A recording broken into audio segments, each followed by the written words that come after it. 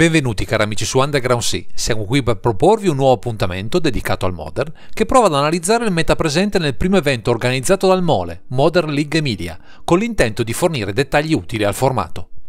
Stiamo parlando di una prima tappa che vedrà già a breve delle repliche, visto il successo di questo torneo e le forti richieste della community di replicare la manifestazione, quindi questo ciclo di video ha l'intento non solo di offrire un supporto ai futuri partecipanti di questi eventi, ma anche uno spaccato del meta nostrano, spesso distante da quello oltreoceano. Considerando che Mole già il 28 novembre terrà un qualifier del circuito del giocatore medio di Magic, ci sembra giusto costruire in una serie di aggiornamenti periodici un'analisi di quello che potrebbe trovare un player tra i campi da gioco del Modern. Questa volta vi parleremo del meta Modern.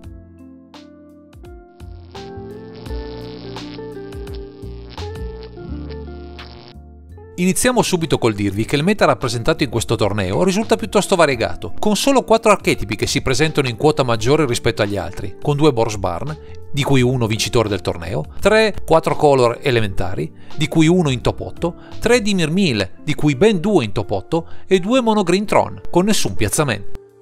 Il resto dei mazzi si presenta in monocopia con un'ampia varietà di liste, con una top caratterizzata da ben 6 archetipi diversi, tra Mardu Animator, Grixis Death Shadow, Affinity, che abbiamo esaminato in un primer di dettaglio, e Hammer Time, oltre a quelli già citati poco fa.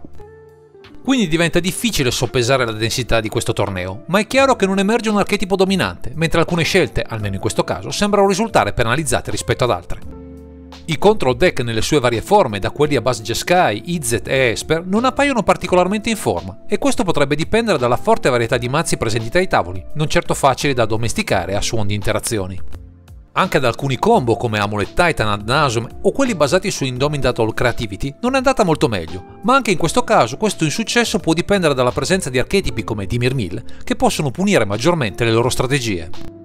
Quel che è certo è che i mazzi veloci che svettano in top 4 hanno avuto la meglio sul resto del meta, segno che c'è spazio anche per meccaniche un po' spericolate, che a quanto pare, almeno in questa occasione, hanno premiato più di altre.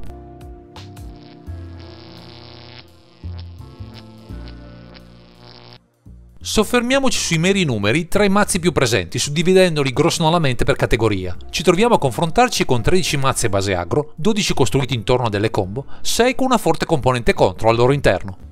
Percentuali che si discostano abbastanza dai dati medi presenti su MTG Top 8, segno che il trend e le performance sono da leggere in una chiave diversa da quella estera, anche se siamo di fronte a una serie di dati inferiore rispetto a quelli online o in real raccolti dal noto portale.